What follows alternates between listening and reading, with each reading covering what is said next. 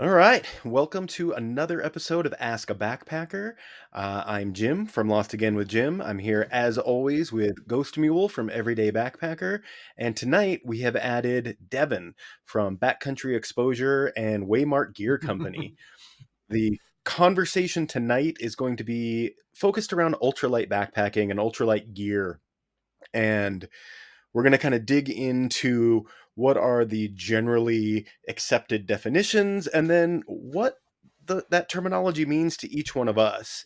So I think in the very basic, just kind of cliff notey general, like a generalization, ultralight backpacking is basically having a base weight under 10 pounds. So all of your gear items that you're going to have for your whole trip, not including your food and your water and things like that, would be less than 10 pounds. Does that sound like something we can all three agree on?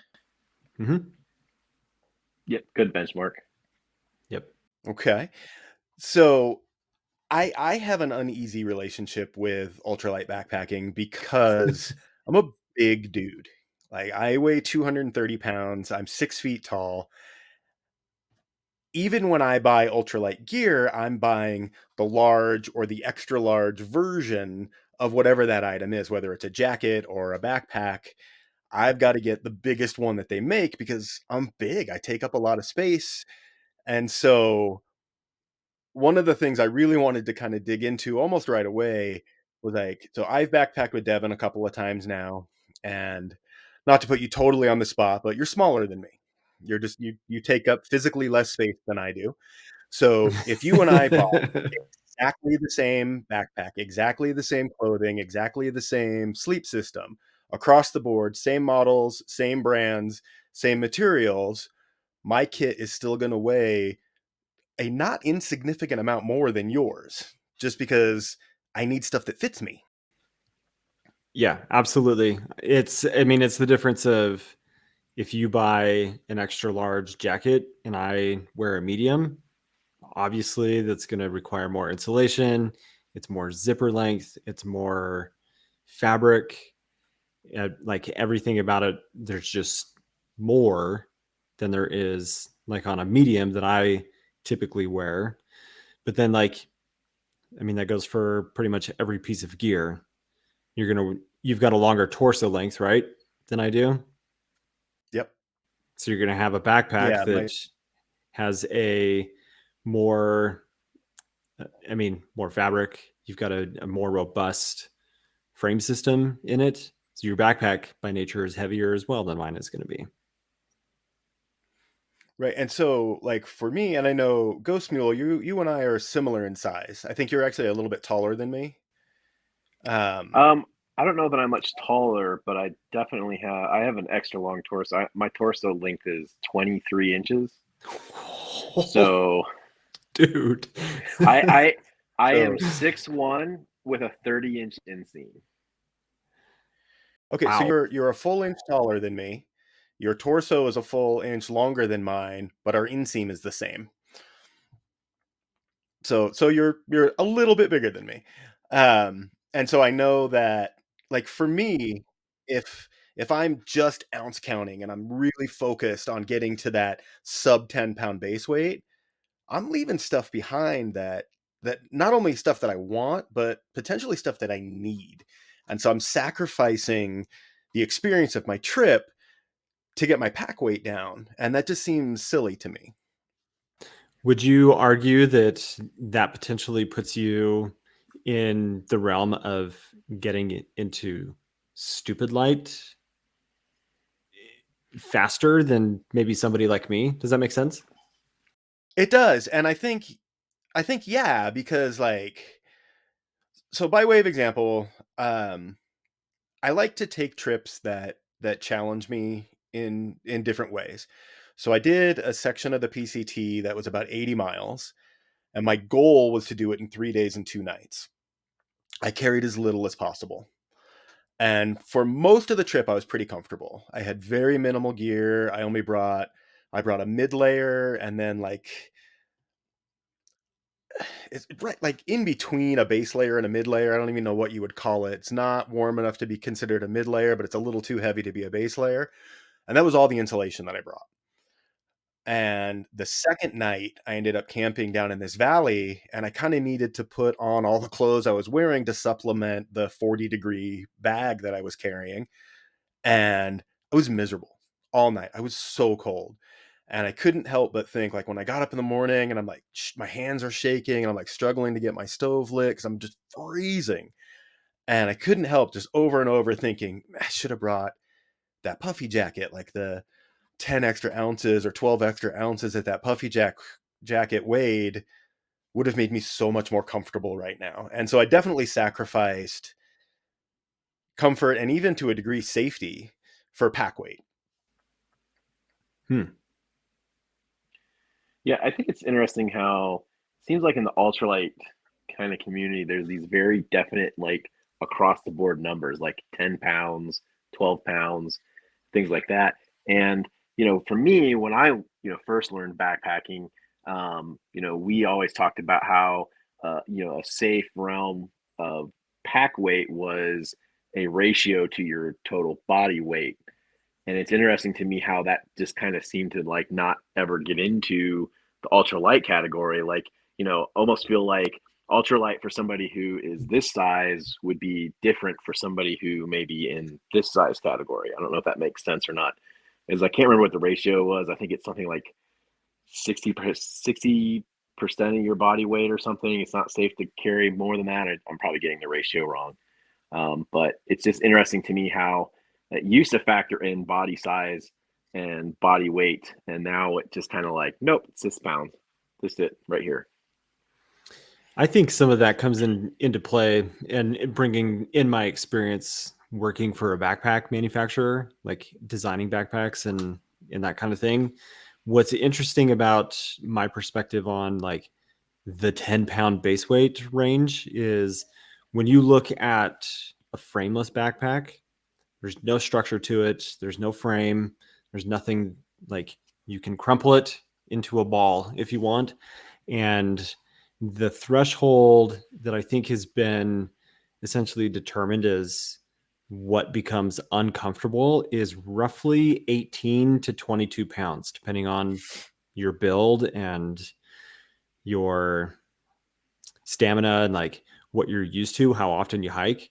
But it's interesting that 10 pounds makes sense for a kind of a benchmark essentially for being ultralight, because if I'm going to carry 2 to 3 liters of water, that's 4.5 to 6.5 pounds of water.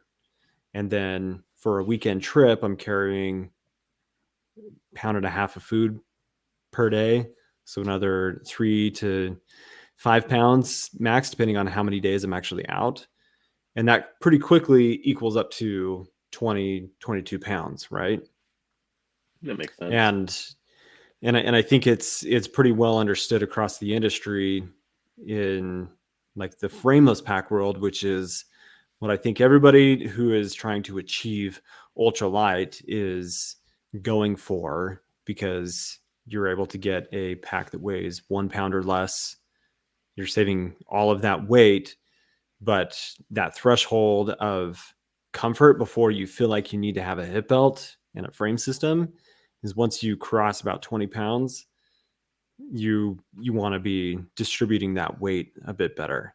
And I didn't have like that perspective until I started like working in helping design backpacks and understanding backpack anatomy to a very granular level.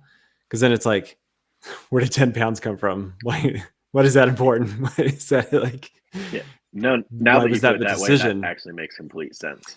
Yeah, but it's interesting way to consider how that is.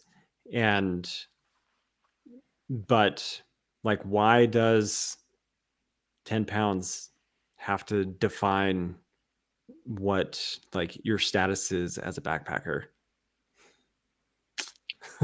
I'll ask the Well, controversial and I question. think I, I think that's an important thing to touch on, is like, who are we packing for? Are we packing so that somebody who sees us on the trail is just like, oh, that guy's he's got it going on. Look at how small his backpack is. Or are we packing for ourselves? And my general philosophy has always been the best kit that you can carry in the backcountry is the one that keeps you the most comfortable and the most safe. Whatever that ends up weighing, whatever gear that ends up being, is a very personal choice. And so I think that ultralight in and of itself is kind of a personal. It's weird to me to put like, okay, ultralight is in this weight range and lightweight is in this weight range, and whatever, heavyweight backpacking is in this weight range, because we're all built different. And so, like we mentioned earlier, if Devin and I had the exact same kit, mine's going to be heavier. Does that mean I'm not ultralight even though we have exactly the same equipment? Or does that mean I'm ultralight for my body type? Mm-hmm.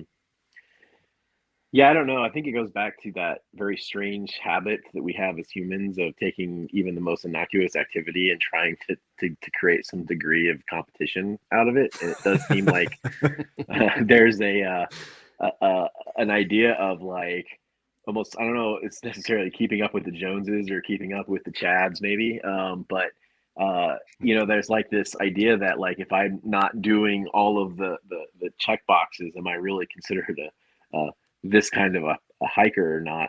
And it's something that's always perplexed me, and I see it daily in the shop, because you'll have people to come in and we talked about this a little earlier. One of my favorites is this. Well, I saw this YouTube video, and I immediately am like, oh man, and it's like, where's this gonna go? And then you always get the people that come in. I go, I want the best, and I'm like, the best for what? And they're like, just the best. I was like, well, there's a lot of bests because there's a lots of different uses and different needs.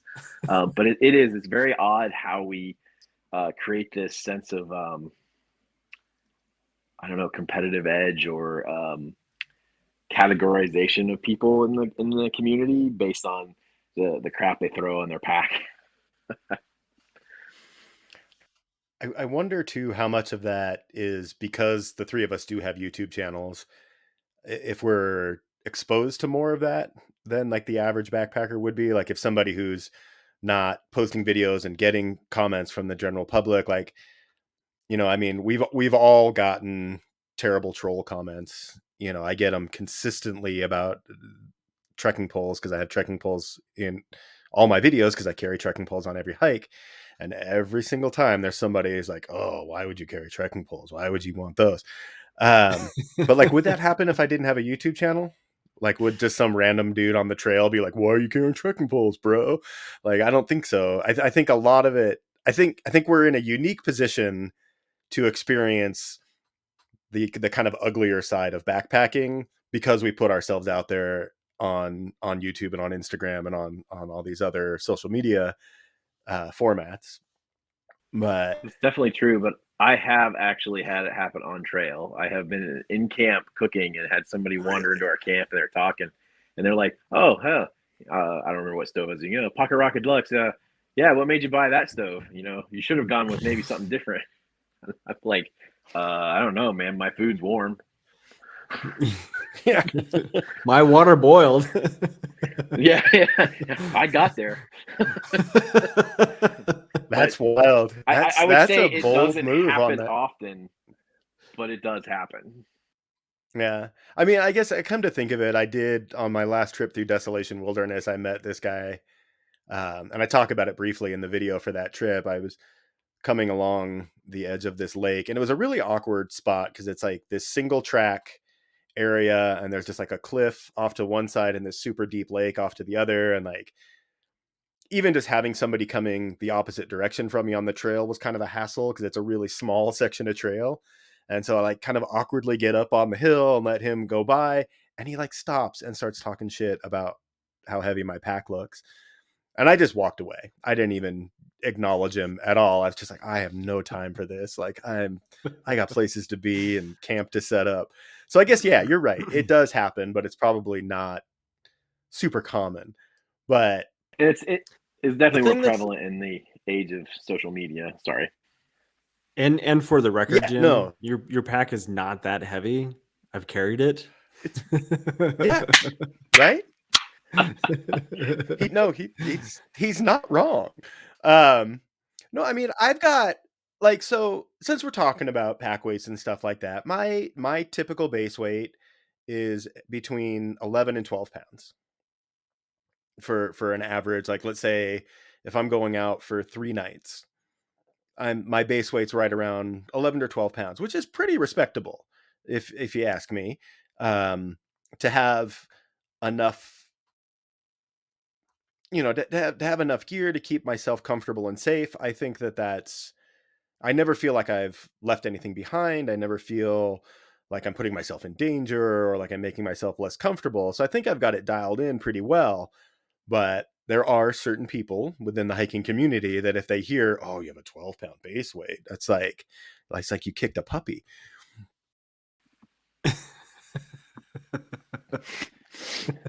How dare you, sir? You call yourself a backpacker?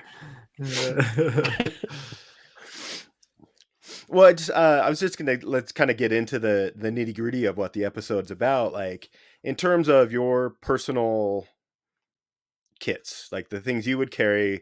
Let's say we're out for 3 days and 2 nights. What would you consider a comfortable weight for like a mid-spring, decent weather? You're not expecting snow, you're not expecting any heavy rain or anything like that. You're just out for a comfortable weekend. Ghost Mule, what would you estimate your pack weight would be at for a trip like that? So a trip like that in general, I can go anywhere from, so my base weight ranges from 12 to even up to 15 pounds, just kind of depending on the amount of, luxury items I'm taking along with me. Because I'm willing to sacrifice a little bit more weight just to be able to be a little more comfortable if I'm not going to go out on a really, long trip. So yeah, I would say if I had to put a number on it, I would say between 12 and 15 pounds for a base weight would be comfortable for me. And now, would you personally, ignoring what the internet defines ultralight as, would you consider that like ultralight within the realm of your personal experience as a backpacker? No, I don't generally consider myself an ultralighter. I think I have ultralight gear, and I think for me, ultralight items help me to free up weight for kind of other things. So if I wanted to have a little bit more weight, say in a chair or something like that, to be a little bit more comfortable. But if I'm going on a longer trip, I would probably leave those kind of things behind. So yeah, for me, I would say based on my setup, I would say I'm in the lightweight category, but I wouldn't consider myself ultralight. And so, Devin, same question, same scenario. Yeah, it's a great question, and I've thought about this a lot actually because I've been backpacking for a long time since I was 7, 8 years old. Was the first time I went on a backpacking trip. So I'm now 35 years old, and I've been backpacking for a long time. And it's been a huge process of refinement over all of those years. Part of that is just using what gear I had like accessible to me, but then also like just really diving in and becoming obsessed with what backpacking is. And at this point, my desire to weigh my pack is basically non-existent. That doesn't mean that I I love don't that. like that doesn't mean that I don't care, but what I feel like I've been able to accomplish is I know that based off of the gear I'm taking on a weekend trip for a 3-season setting is going to be 12 to 15 pounds. And then I'm going to be anywhere from 23 to 28 pounds, depending on what tent I choose to bring, or what sleeping pad, or what sleeping bag, or some of the luxury stuff. And would I consider myself ultralight? I don't know. Probably, I mean, by textbook, no, I wouldn't. But I think, I don't know, this, I don't want to sound like egotistical or like elitist in any way, because that's not the point. The point is that, like, I think refinement in a system makes a lot more sense than trying to define yourself as a quote unquote ultralighter. Just because I think so much of it is mentality than it is what you actually have on your back as far as weight is concerned. Because you look at somebody like Jupiter, and then somebody like the three of us. Like, the mentality of how Jupiter and how he chooses the gear that he has, I look at that and I'm like, there is no way in hell you're going to see me sleeping on an 1/8 inch foam pad. It's just not going to happen. I wouldn't Right. be But able to move in the next day. yeah, but his desire for how he approaches his trips is he wants to go fast and light. And that's his mentality. That's what makes him like an ultralight backpacker.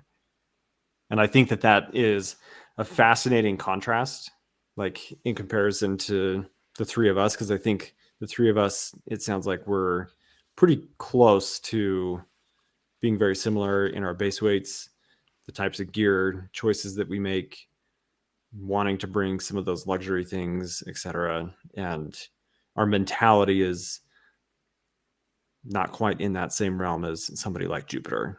To use him as an example, not to Yeah. I'm not throwing him under the bus or anything like that, but when I look at myself, like, no, I'm not an ultralight backpacker. But do I try to refine my gear system to be as efficient as possible? Yeah, I do.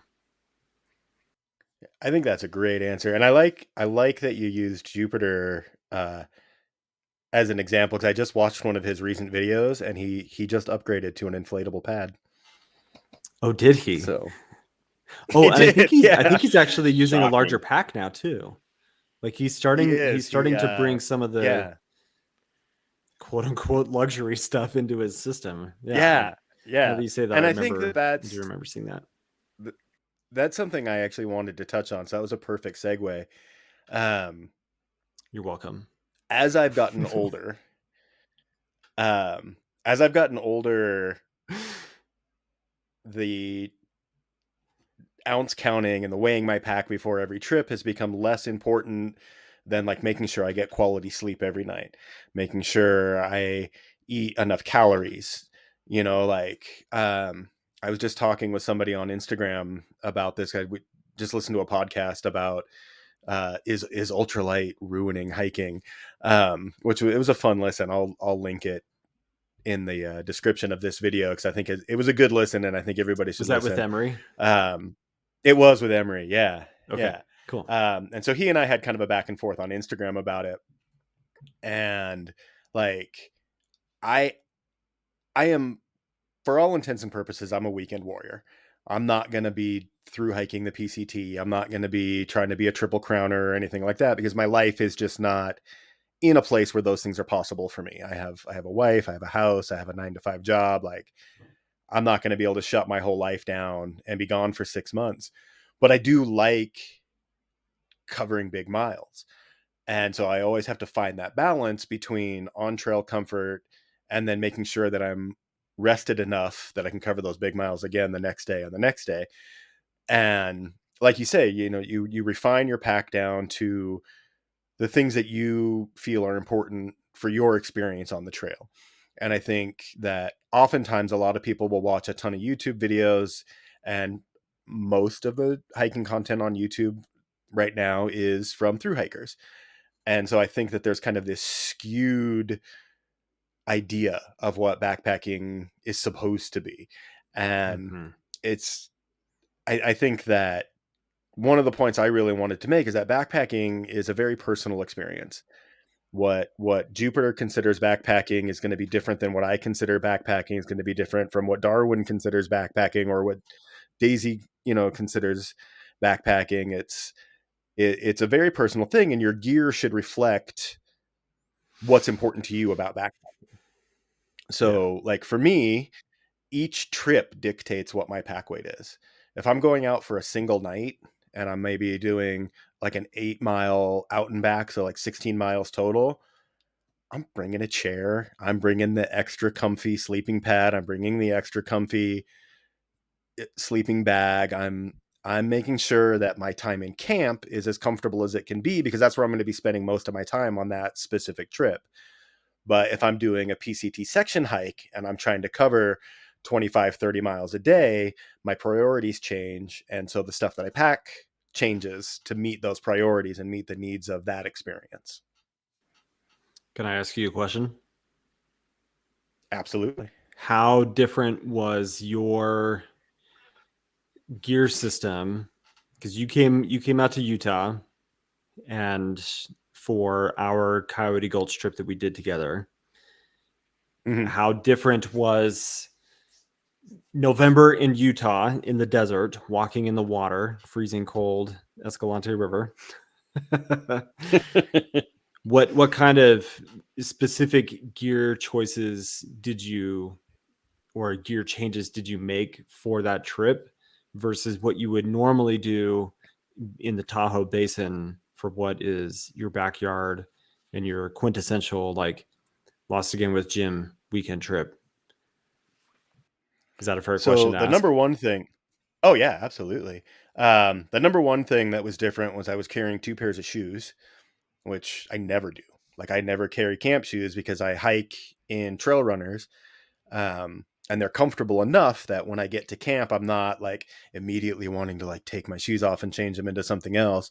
So that was, I think, the biggest additional weight was I was carrying a second pair of trail runners because, like you Mm-hmm. say, we were in the water 80 to 90% of some of the days. And so when we got to camp, like it was an immediate priority for me to get my feet dry.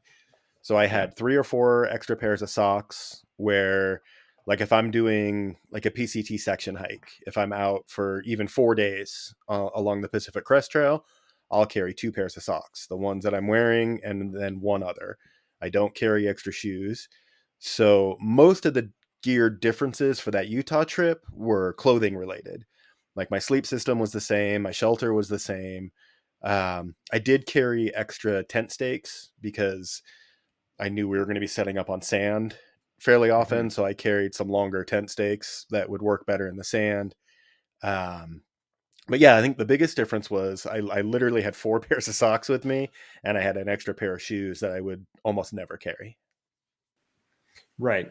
So I guess the point in me asking that question is the fact that okay, you if you were through hiking and you were carrying the same gear system for 3, 4, 6 months straight, doing like big miles every single day, and for the most part, the conditions or the environment didn't change, and you didn't have like different seasons, then it's pretty easy to like this is the gear system that I'm taking with me. This is how much it's going to weigh, and like that refinement is easy to set in stone.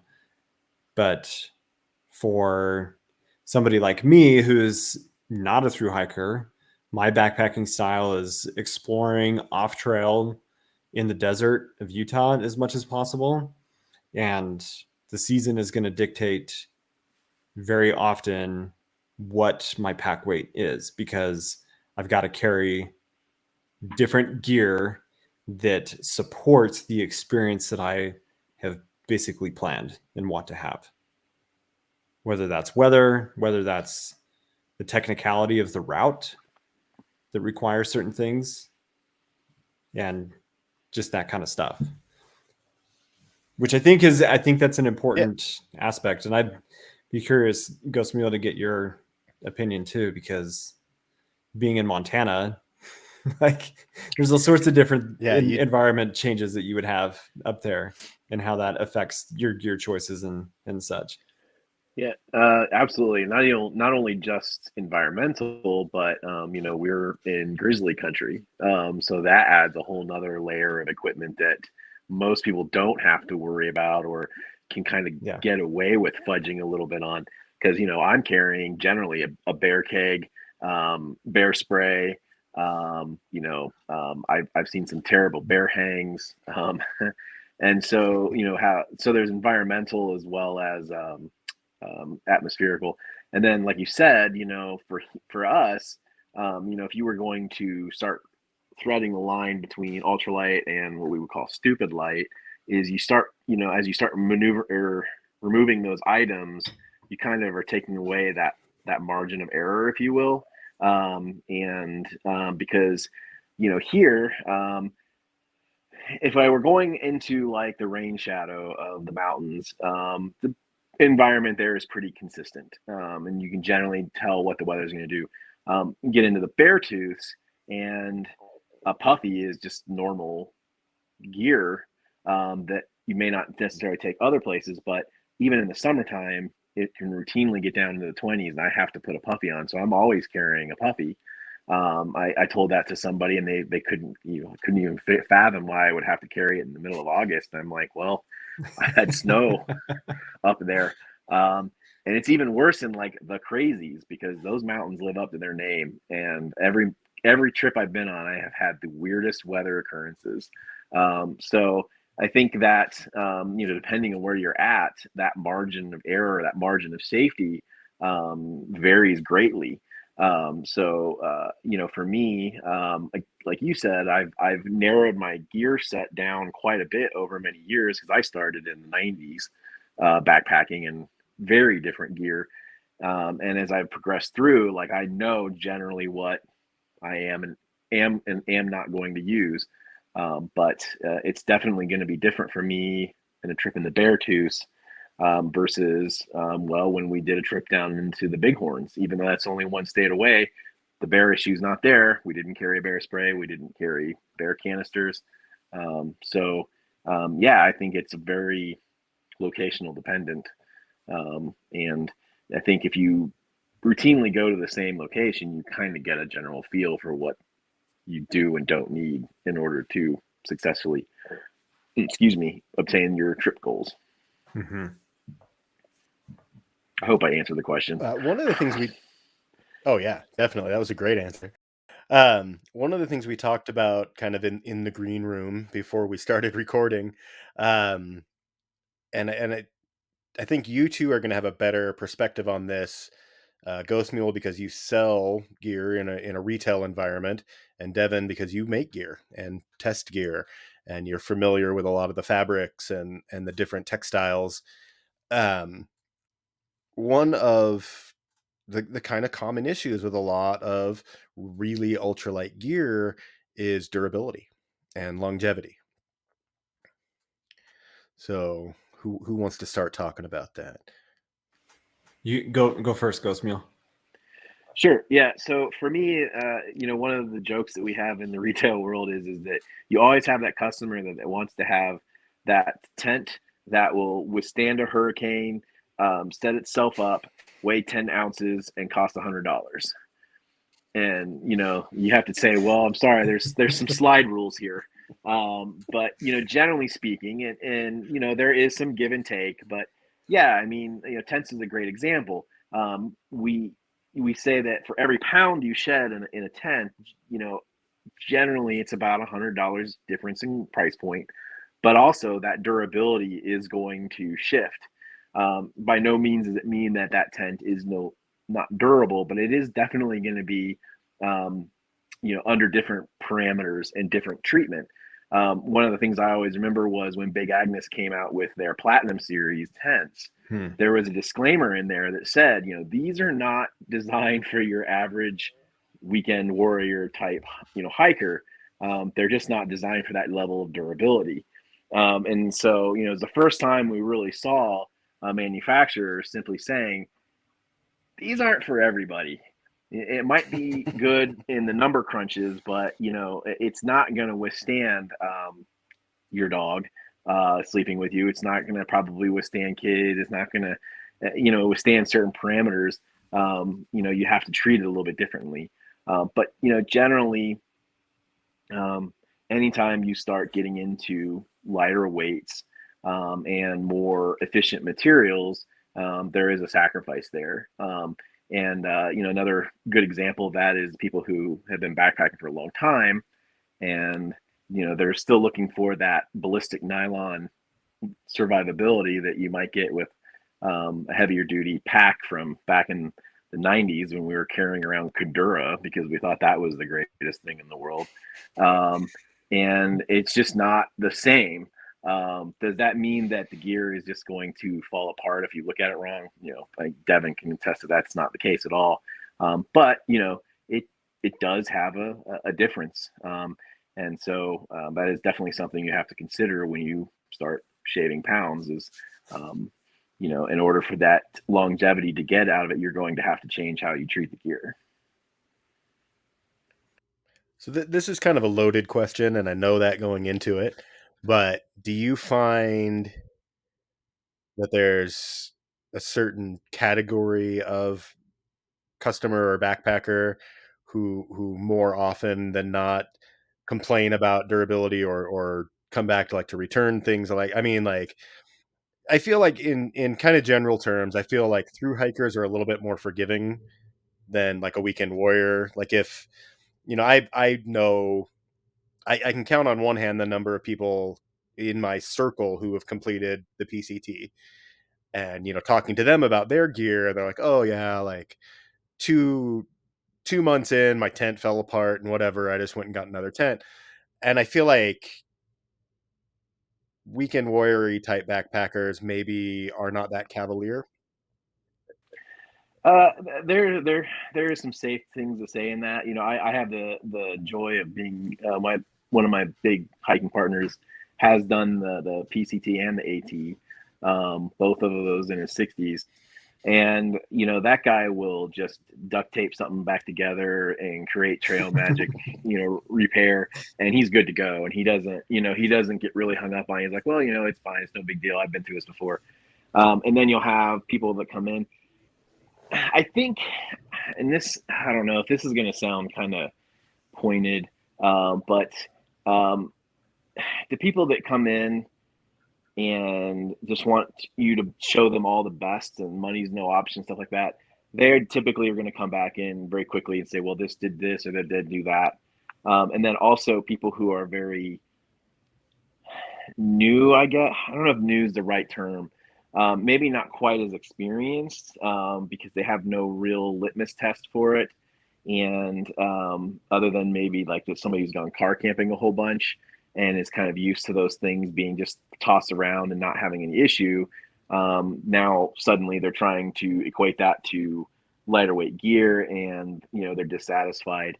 Um, it's hard for me to vocalize it, but there's definitely a type of customer that you can kind of gauge by the questions that they're asking or the way that they're approaching the subject, that you can say, oh yeah, that they're going to be back the first time they have any kind of minor issue that we're going to hear about it. But I think generally once we explain to them that there is give and take with those, most people generally understand that. And I think most of your new hikers aren't going right out and buying lightweight gear. So for me, if people are asking and they want to pack, and they're trying to decide what size pack they have, one of the questions I'll ask is like, are you new to backpacking? Have you been doing it for a while? Or what kind of gear are you purchasing? Because generally, when you first start out, you're kind of getting that mid-level, not super ultra lightweight because it's not super expensive, and that stuff is going to fit a different pack volume than say somebody who has been backpacking for a while and kind of has that kit kind of dialed down, and that guy is going to be able to fit in a 40-liter pack versus somebody who has no idea. They're going to be more in a larger pack, at least starting out. So you kind of get a feel for based on the person's experience level how they're going to approach that durability versus lightweight question. um, but yeah, like anything other job, you develop a sixth sense for when somebody's going to take issue with something maybe not being as durable as they think it should be. Well, I like how diplomatic you were with that answer. It was definitely a loaded question, but you handled it. You handled it well. Uh, so so Devin, from the perspective of someone who makes backpacking gear, primarily backpacks, um, when you are testing new products, because I mean, this year Waymark essentially redesigned the entirety of your flagship series of packs. You've made all Mhm. kinds of neat little changes. When you're going through that process, when you're making those changes, like how concerned are you with pack weight as a designer versus like understanding your audience and knowing like who's going to buy the pack? Yeah, I mean that that's a very loaded question. Just from the sense that like, and from a company standpoint and from a business approach, you have to define who your target market is, right?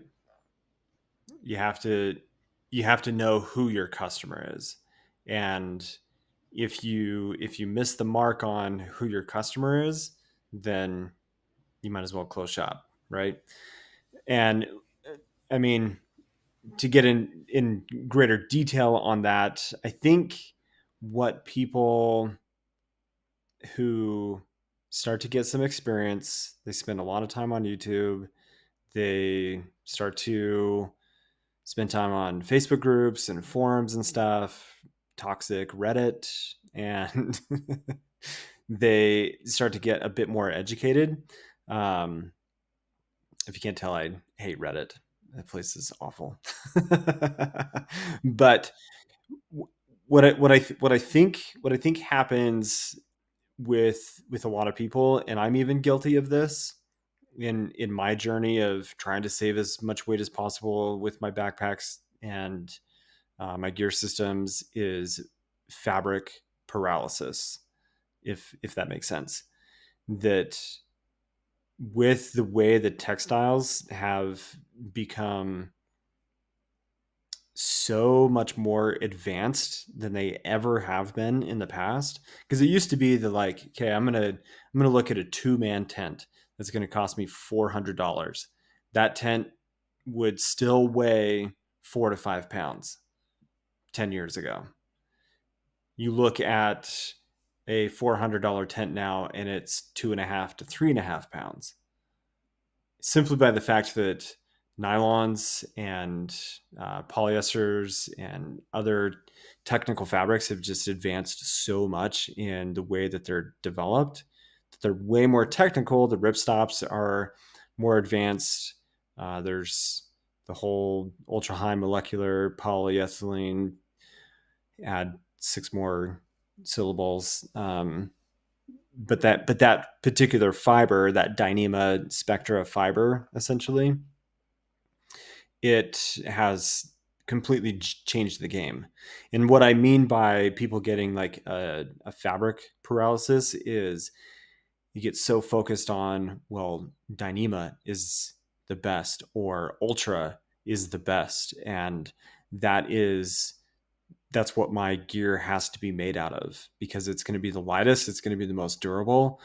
But what I a key thing that I feel like a lot of people miss out on, because they get so blindsided by, well, this fabric is the latest and greatest, it's the most advanced, it's the most fancy, it's expensive, and so it's got to be awesome, is they're forgetting that design and how something is put together is massively important in the overall performance of a product. And just because a backpack or a tent is made out of Dyneema doesn't make it amazing. It might make it very lightweight, but if you're not paying attention to how that product is actually developed, what key elements are going to make it perform for what you need it to do, then you could end up with a piece of gear that's just complete garbage that costs you $300-400, or in the case of a tent, $700-800, and it doesn't even last an entire season. And that's a big issue. And I think I'll use a personal example with kind of like my journey of when I purchased my first Dyneema tent. I tried to stay away from Dyneema for a really long time because I was like, I don't need a Dyneema tent. It's just like, I don't know. I didn't need to be in the Dyneema club until I became until I drank the Kool-Aid. And um, anyway, so my personal journey with when I was like, okay, I'm gonna buy a Dyneema tent, and doing so for the purpose of I want to save as much weight as possible in my gear system by doing so. I'm gonna invest $700-800 in a tent. Just gonna do it. And I start looking at, okay, there's all of the Z Packs options, there's all of the tarp tent options, there's Durston, there's Mountain Laurel Designs, like these really neat looking, fancy, popular tents. And I started getting down the rabbit hole of looking at all of the 1 pound tents that are Dyneema and thinking, well, that's the way I have to go. That's what makes sense. Because if my goal is to save weight, then I should buy a 1 pound tent. And I had this like realization of like, hold on, this doesn't make sense. Like, look at the environment that I spend the most time in as a backpacker. I'm on desert, sand, slick rock. I'm either pitching in really soft sand or I'm on top of a rock. How easy is it going to be to pitch a duplex in those situations? It's just like it wasn't ideal. And so my whole like mindset shifted, and I started thinking, okay, what is the lightest option possible that gives me the most living space in the tent possible, that makes it really easy to pitch in those scenarios. And the best solution that I came up with was the tarp tent double rainbow lithium. And the fact that it was made out of Dyneema, it checked a box, because that meant it was saving weight. It was single wall, but more importantly, the design aspects of that tent checked more boxes of how it was going to function for me as a shelter in the environments that I would be spending the most time in, and still under 2 pounds of weight, like 29 ounces with stakes, semi freestanding, or it can be freestanding with trekking poles. That was the best option for those conditions. And so that's what I went with, as opposed to like, well, it's Dyneema and I need to have a 1 pound tent. It's going to make it so I can be 10 pounds or less. That's what I have to get. And I Yeah, think along that those, touches on a really important. Go ahead, Ghost Mule. I was gonna say along those lines, here one thing I've noticed in my shop is what I call the bivy sack conundrum, because we have a lot of people that come in and they think the answer to my problems for weight and space is I'm going to get this bivy sack. And so we have people come in constantly wanting to know where our bivy sacks are. And we carry like a couple, and they're really emergency bivvies. They're designed because out here, very often we have people go on day hikes and they overextend themselves and they have to do something. And that's kind of what we prepare for. And so people are really surprised when we don't have like the outdoor research bivvies with the hoops and everything on them. And I said, let's initially when somebody comes in and says, hey, I'm looking for this item, I think my immediate thought is, okay, pump the brakes. I say, okay, why are you wanting this item? Are you wanting it because you have a particular need for it? Or are you wanting it because you want to be lighter and smaller? Most of the times, like, well, I'm just trying to get something that's smaller in my tent. I said, okay, think this through for a second. Okay, you're going to trade a livable space to something that is equivalent to a coffin, and you get caught in a rainstorm out there, and instead of being able to sit in your tent and read a book, now you just sit there like a mummy and go, well, I sure hope this passes soon. And then not only that, but you also have the breathability issue and this and that. And so oftentimes when you start kind of running through that, because unfortunately, as much as I would love to not have to admit this, I fell for this conundrum myself back in the early 2000s. And I got one of those OR tents and I thought this thing is great until I used it in Ohio where it's wet and my sleeping bag got wetter than it did when it didn't rain. So I was like, well, this sucks. And again, you're just sitting there like, well, sure hope this passes soon. And so I think oftentimes when you start to kind of run through those ideas, like on paper, it looks great because the thing's real small and it weighs almost nothing. And I said, but in reality, it's not going to probably meet your needs. The only times that I actually sold one where I thought somebody actually needed that was a wildlife photographer who oftentimes would set up and stay inside of it, and he just needed something that he could photograph without having a blockage. And he knew exactly what he wanted. Again, it went back to that experience level. I was like, okay, yeah, you know what you're talking about. We'll go ahead and get that in for you. But most of the people that want those things have no concept of really what they're getting into, and it goes kind of back to that whole needs versus wants, choices. Mm-hmm.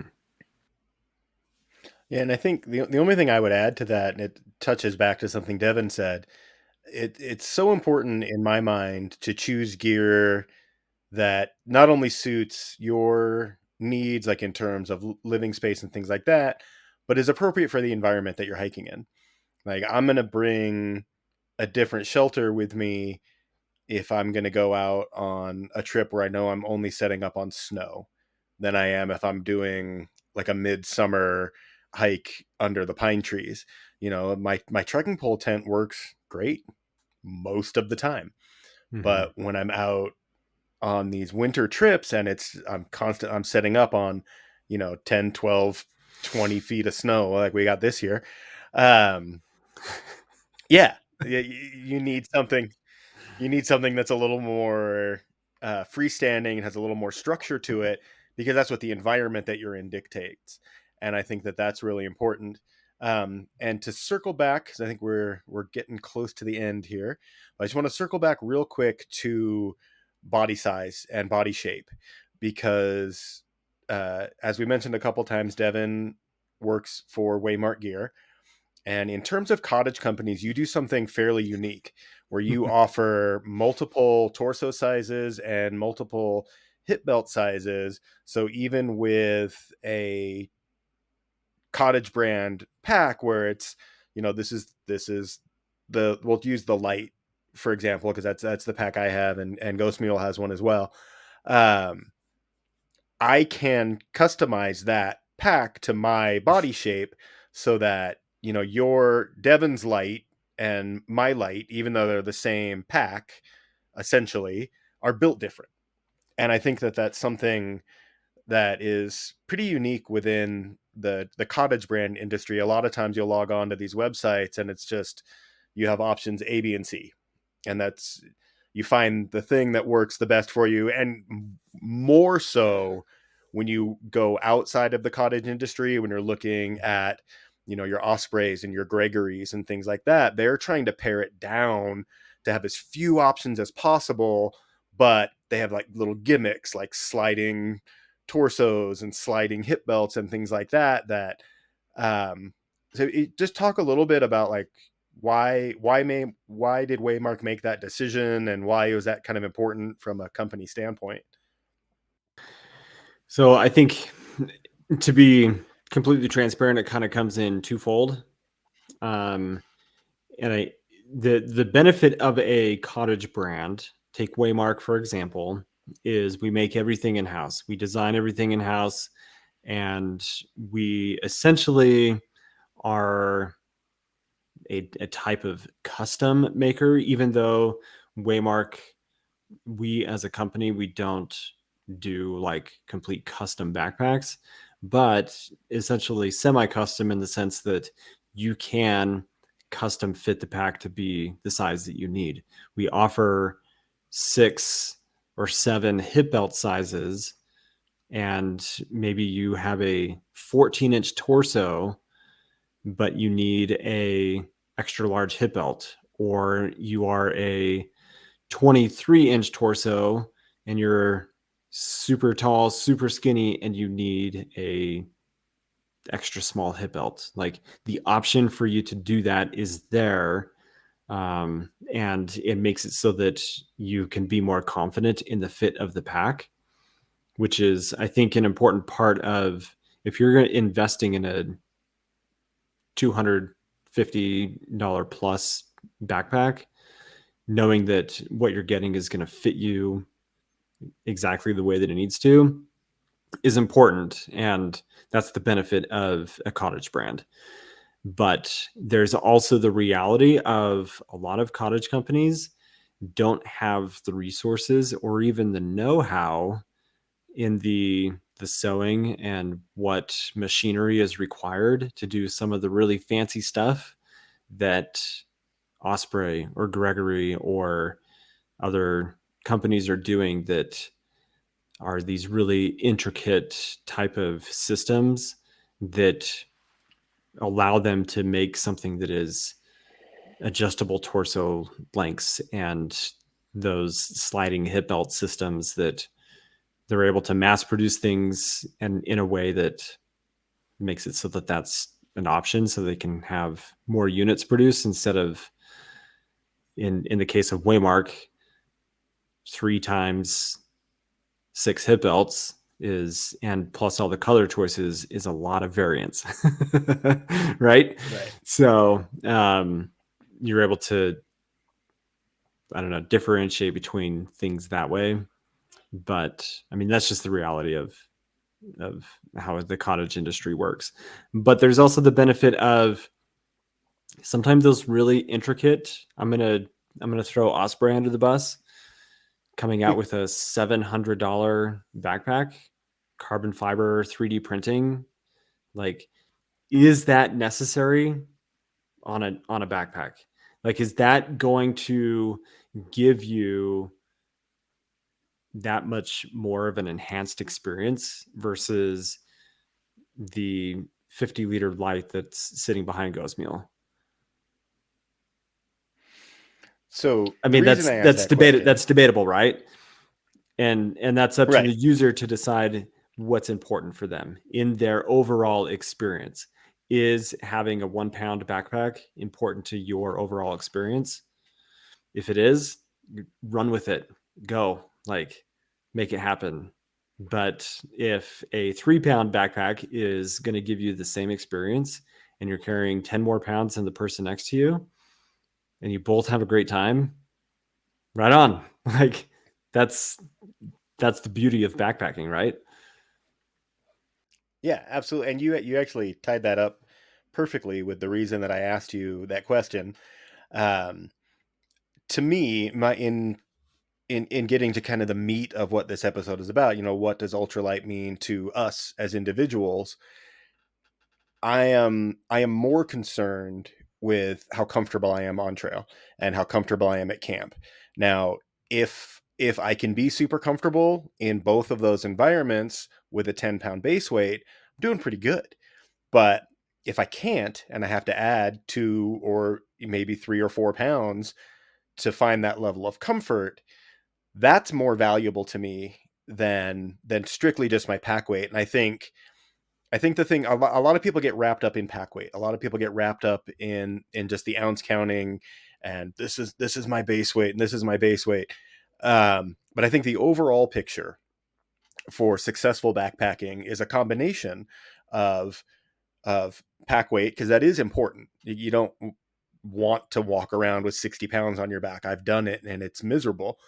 So pack weight is an important variable in successful backpacking, but so is safety and comfort and all these other little pieces of the puzzle. And so if you're hyper focused on just your pack weight, you're at risk of sacrificing other aspects of the hobby. And you may find, I've talked to people who like, oh, I tried backpacking and I hated it. Well, okay, but what happened? Why did you hate it? And it's like, oh, well, my back hurt the whole time, and I got hot spots on my shoulders. I had like raspberries, like where my skin rubbed off from the hip belt and things like this. And you're just like, well, like what pack were you wearing or how much weight were you carrying? And inevitably, 8 times out of 10, they were carrying a frameless pack and they were loading it up with 30, 35 pounds. And yeah, you're going to have a terrible time if you do that, because frameless packs are designed, they're a specific tool for a specific job. And so when you're so hyper focused on your pack weight, you end up using the wrong tool, for lack of a better term. Yeah. Yeah, and I'll just add, you brought up comfort a few times in those comments. I think it's important to remember that comfort is relative and is going to be different for every single person. If Jupiter was not comfortable, he would not be carrying what he's carrying. You and I, Jim, went on 2 trips together over the last year, and I carried a chair on both of those trips, and you did not carry a chair on those trips. You sat in the dirt. I sat in my amazing chair, and arguably, I was more comfortable than you were, which is not Sure, he true, told you right? that too. But I The mean, it's just the point of that. What is comfortable for you is not gospel for everybody else. And I think ultralight can allow people to have a better margin of comfort because, for me, I can lose weight in certain items in order to be able to carry more weight in other items that might increase my comfort. But also, when I am hiking, if I have a lighter load, I'm generally a little bit more comfortable.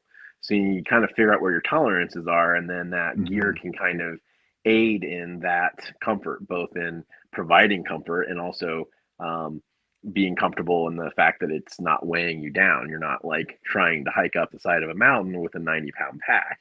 You're going to Right. be more comfortable. But and so if the trip calls for those kinds of things, those uh, gear choices that you make are going to ultimately kind of all add up in creating that comfort level for you. And like you said, it's different from each person. Absolutely. And I think that is probably a good spot to end our conversation. We just passed the hour mark, so I think that's pretty good. Thank you guys for jumping in on this and having this discussion. I think we hit on some pretty good points, and I enjoyed myself. Yeah, this is That was fun. great. Yeah, thank you. Yeah. All right, we'll talk again soon. Sounds good.